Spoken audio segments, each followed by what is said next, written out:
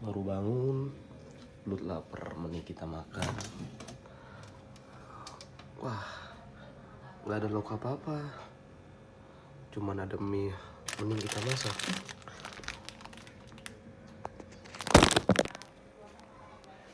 Ini cuma ada mangkok, nasi, udah siap, langsung kita hidupin kompornya.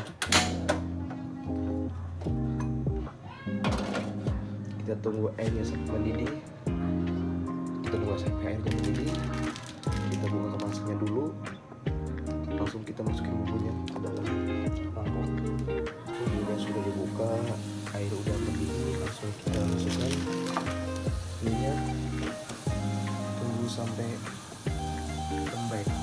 Sampai itu udah matang.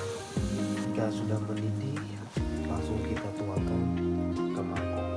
Ini sudah siap, langsung kita makan.